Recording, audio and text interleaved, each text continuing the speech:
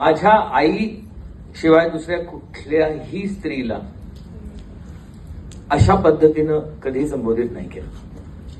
म्हणजे मी माझ्या आईला जरी आई म्हणतो किंवा नेहमीच म्हणत आलेलो आहे, पण मम्मी सुद्धा मी कोणालाही नाही म्हटलं, फक्त मम्मीलाच म्हटलं. पप्पा म्हणजे माझ्या वडिलांना मी पप्पा म्हणायचो. माझ्या वडिलांच्या व्यतिरिक्त दुसऱ्या कुठल्याही व्यक्तीला मी आजपर्यंत पप्पा म्हटलेलं नाही, फक्त एकच, आणि ते म्हणजे श्री अमर वर्मा.